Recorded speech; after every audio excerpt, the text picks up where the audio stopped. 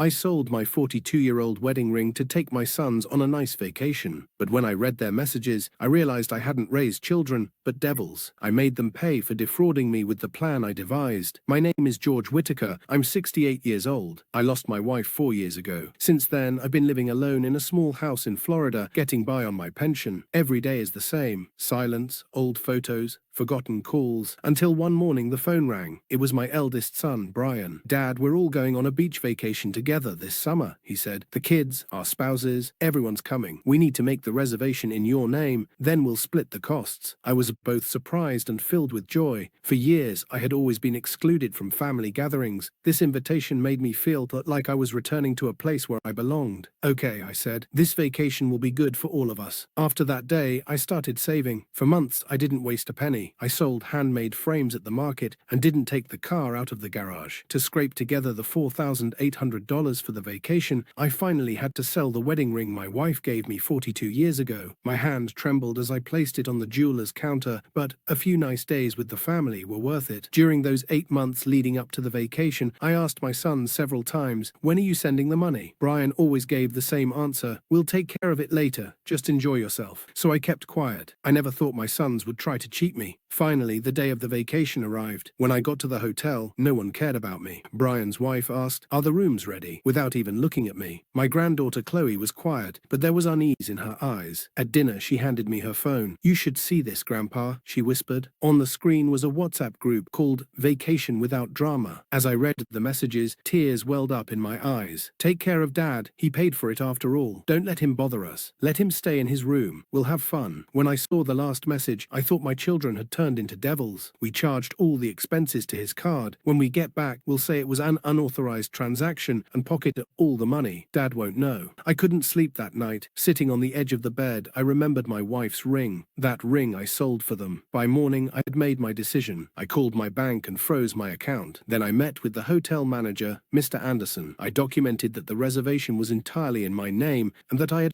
made all the payments. The next morning at 9, I went to the hotel and cancelled the 4 suites. I kept only my own room. The receptionist was surprised, but when he saw the documents, he nodded. "Are you sure, Mr. Whitaker?" he asked. "I'm more than sure," I said. An hour later, my family's cards didn't work when they returned from the pool. At first, they thought it was a joke. Then panic set in. Then Brian pounded on my door. "What did you do, Dad?" I opened the door and replied calmly, "While you were making your plans, I made my own." Everyone fell silent. Chloe came over and held my hand. "Grandpa, I want to stay with you," she said. My eyes filled with tears. While the others packed their things and stormed out of the hotel, we moved to a small boutique hotel. That week, I experienced the most peaceful days of my life.